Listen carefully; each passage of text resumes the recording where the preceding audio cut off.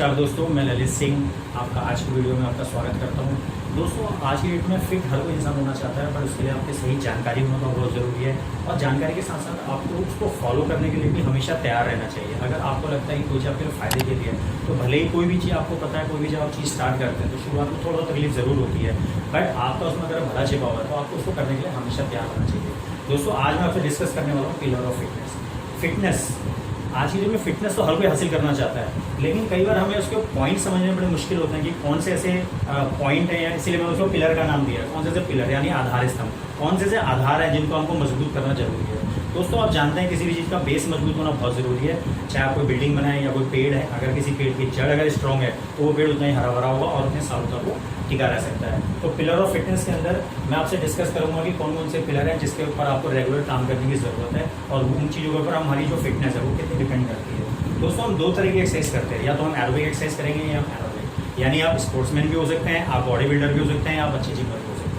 अगर इनमें से कोई भी चीज़ अगर आप अपनी नेक्स्ट लेवल पे ले जाना चाहते हैं तो इस चीज़ को बहुत ध्यान से सुनिएगा। हमारे जो पिलर ऑफ फिटनेस है, फिटनेस के जो पिलर है वो टोटल है हमारे 5, जिनमें से सबसे पहला जो पिलर है वो है आपका स्ट्रेंथ।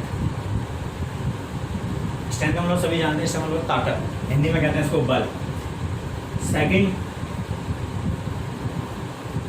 स्पीड। तीसरी, एंड्योरेंस।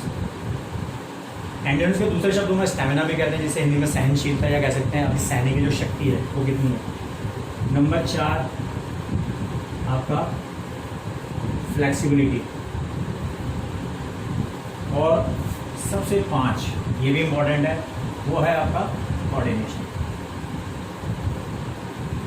तो ये 5 तरह के पिलर हैं जिन पे हमें काम करने की बहुत ज़्यादा ज़रूरत है अगर आप अपनी बॉडी को, आप अपनी फिटनेस को नेक्स्ट लेवल पे ले जाना चाहते हैं।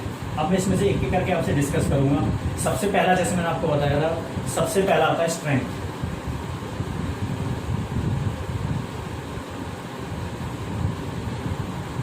दोस्तों, जो स्ट्रेंथ होती है वो 3 तरह की होती है। Number 1 maximum strength, number 2 explosive strength, और नंबर 3 स्ट्रेंथ एंड्योरेंस। दोस्तों, स्ट्रेंथ को जानने से पहले अगर आप जिमिंग के, क्योंकि मैं जिमिंग के पर्पज से बोल रहा हूँ, अगर वो एनारोबिक एक्सरसाइज करता है, जिमिंग करता है, तो स्ट्रेंथ को जानने के लिए आपको अपने बॉडी का 1 RM जानना जरूरी है। 1 RM का मतलब समझते होंगे, 1 RM का होता है 1 रिपीटिशन मैक्सिमम। ऐसा वेट जिसपे आप सिर्फ एक ही रिपीटिशन कर पाए। जैसे फॉर द एग्जांपल, अगर कोई मिस्टर एक्स है और उसका 1 RM 100 kg है इन बेंच प्रेस, अगर कोई मिस्टर एक्स है वो बेंच प्रेस में 100 kg 1 RM है, यानी कि उसका जो 100 kg पे सिर्फ एक ही रिपीटिशन होता है या मैक्सिमम 4। तो 1 RM का मतलब है अगर आप मैक्सिमम स्ट्रेंथ पे काम करना चाहते हैं, अगर आप एक लॉन्ग टर्म बॉडी को मेंटेन करना चाहते हैं, तो आपको तीनों स्ट्रेंथ को बढ़ाना बहुत ज़रूरी है। अब मैक्सिमम स्ट्रेंथ के लिए क्या करना होगा आपको, जो अगर मैक्सिमम स्ट्रेंथ पे काम करना चाहते हैं तो आपको 1 RM में काम करना होगा, यानी कि उसकी जो इंटेंसिटी है वो 90 से 100% होनी चाहिए, यानी 90 से 100 किलो उसका वेट होना चाहिए। अगर आप बात करें एक्सप्लोसिव यानी सेकेंड, तो इसमें आपका जो इंटेंसिटी है वो 70 से 80% होनी चाहिए, यानी कि 70 से 80 किलो, और जिसमें जो रिपीटिशन होंगे वो होंगे 8 to 10। और अगर बात करते हैं स्ट्रेंथ एंड्योरेंस की, तो ध्यान रखें जब आप स्ट्रेंथ पे एंड्योरेंस पे काम करते हैं तो आपकी जो इंटेंसिटी है वो 50% से कम नहीं होनी चाहिए, यानी कि 50 से 60% आपको रखने हैं, और जो रिपीटिशन होंगे वो होंगे सिर्फ 15 से 25। तो ये स्ट्रेंथ के बारे में मैंने आपको बताया। अब मैं बढ़ता हूँ अपने सेकेंड पॉइंट के ऊपर।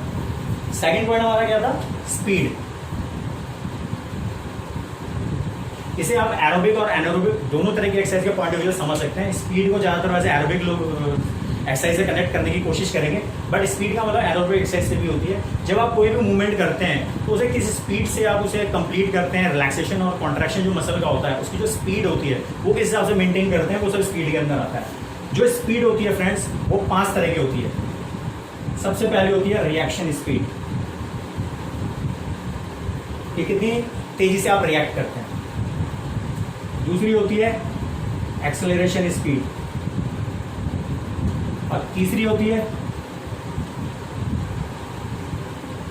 मूवमेंट ऑफ स्पीड, एंड चौथी होती है स्प्रिंटिंग। स्पीड, और पांचवी होती है आपकी स्पीड एंड्योरेंस। जैसे मैंने आपको बताया रिएक्शन स्पीड, आप कितनी तेजी से रिएक्ट करते हैं, जो एरोबिक एक्सरसाइज करते हैं, रनिंग वगैरह करते हैं। एक्सेलरेशन स्पीड, यानी कि आप मैक्सिमम स्पीड तक कितनी तेजी से पहुंच पाते हैं। मूवमेंट स्पीड, आपकी स्पीड की मूवमेंट क्या होती है। स्प्रिंटिंग स्पीड, आप कितनी तेज उस मूवमेंट को कर सकते हैं, अगर रनिंग कर रहे हैं तो कितनी तेज आप भाग सकते हैं, स्प्रिंट आप समझ सकते हैं। स्पीड एंड्योरेंस का मतलब होता है कि जो आपने स्पीड को मेंटेन किया है उसे कितनी देर तक आप उसे मेंटेन कर सकते हैं, यानी उसी स्पीड को। तो ये था आपका स्पीड के ऊपर। जो मेरा तीसरा पॉइंट है वो है आपका endurance.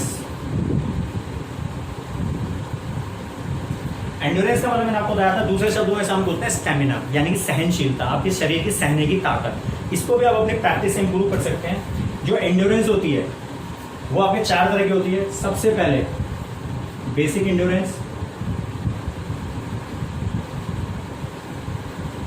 And second speed endurance, third sprint endurance, and fourth strength endurance. ये 4 तरह की एंड्योरेंस होती है कि आपको स्पीड में भी एंड्योरेंस बढ़ानी है, आपको स्प्रिंट में भी एंड्योरेंस बढ़ानी है, आपको स्ट्रेंथ में भी एंड्योरेंस बढ़ानी है, यानी कि आप अपनी सहनशीलता, स्टैमिना को बिल्ड करता है। तो ये 4 तरह की एंड्योरेंस। इसके बाद जो चौथा पॉइंट आता है वो होता है आपका फ्लेक्सिबिलिटी। दोस्तों फ्लेक्सिबिलिटी का मतलब होता है आपकी जो मसल है उसकी जो एबिलिटी है मैक्सिमम रेंज ऑफ मोशन तक ले जाने की, वो आपकी बॉडी की फ्लेक्सिबिलिटी होती है, आपकी मसल की फ्लेक्सिबिलिटी होती है। जो फ्लेक्सिबिलिटी होती है वो आपके 3 तरह की होती है। Active flexibility, passive flexibility and dynamic flexibility. अब इसको इंप्रूव करने का फायदा क्या होता है, जब आप फ्लेक्सिबिलिटी को इंप्रूव कर देते हैं तो आपकी जो कई बार आपने देखा होगा कोई मूवमेंट को आप अच्छे से नहीं कर पाते। क्यों? क्योंकि रेंज ऑफ मोशन आपका फुल नहीं होता मसल का। Reason lack of flexibility. तो फ्लेक्सिबिलिटी से ये फायदा होता है कि जब आप एक्सरसाइज करते हैं तो आप जो आपकी रेंज ऑफ मोशन होती है मसल्स की वो बहुत अच्छे से हो पाती है, और आपकी जो इंजरीज की जो पॉसिबिलिटीज़ होती हैं वो बहुत कम हो जाती हैं। तो फ्लेक्सिबिलिटी को भी इम्प्रूव करना आपके लिए बहुत ज़्यादा ज़रूरी है। और सबसे लास्ट आपका है कोऑर्डिनेशन। दोस्तों कोऑर्डिनेशन एक ऐसी चीज़ है जिसमें आपको ये समझना ज़रूरी है कि कोऑर्डिनेशन से 2 चीज़ों का कॉम्बिनेशन है, एक आपका टेक्निक और एक आपका पोस्चर। फॉर द एग्जाम्पल, अगर आपको एक्सरसाइज कर रहे हैं, सबसे पहले आपका पोस्चर, प्रॉपर उस एक्सरसाइज को करते वक्त आपका पोस्चर क्या होना चाहिए। अब पोस्चर आपने बना लिया, लेकिन अब उसके एक्सरसाइज को करने का टेक्निक क्या है, उस एक्सरसाइज को करना कैसे है, दैट इज योर टेक्निक। यानी कि कोऑर्डिनेशन जो है वो आपका पोस्चर और टेक्निक के बीच का जो है दैट इज कोऑर्डिनेशन। तो इसका कोऑर्डिनेशन अगर आप अच्छा बनाते हैं तो आपका जो स्पोर्ट है, कोई आप स्पोर्ट्स खेलते हैं या कोई एक्सरसाइज करते हैं, वो देखने में भी अच्छी लगती है, क्योंकि दोनों का कोऑर्डिनेशन इतना अच्छा होता है। और कोऑर्डिनेशन इंप्रूव करने का अगर आप इंप्रूव कर लेते हैं, जो कि बहुत कोशिश भी करते हैं हम लोग, तो इंप्रूव करने का सबसे बड़ा ये फायदा होता है कि जो बहुत मुश्किल एक्सरसाइज होते हैं बॉडी बिल्डिंग के अंदर, एक्सरसाइज के अंदर, जिनको बहुत मुश्किल समझते हैं, बहुत कॉम्प्लिकेटेड एक्सरसाइज कर सकते हैं, उनको भी बहुत आप इजीली कर लेते हैं बिकॉज ऑफ कोऑर्डिनेशन। तो दोस्तों आज मैंने आपसे डिस्कस किया पिलर ऑफ फिटनेस, कि हर इंसान फिट होना चाहता है। तो आपके पास आज मैंने 5 पिलर डिस्कस किए, इन पिलर्स पे आप मेहनत कीजिए तो डेफिनेटली आप एक अच्छे बॉडी बिल्डर, एक अच्छे स्पोर्ट्समैन या अच्छे एक जिमर बन सकते हैं। तो दोस्तों आज की वीडियो को मैं यहीं एंड करता हूँ। अगर आज की वीडियो आपको पसंद आई हो तो इसे लाइक करें, ज़्यादा से ज़्यादा लोगों तक वीडियो को शेयर करें, चैनल को सब्सक्राइब करें और बेल आइकन बटन को जरूर दबाएं। बाय फ्रेंड्स, जल्द मिलता हूँ मैं आपसे।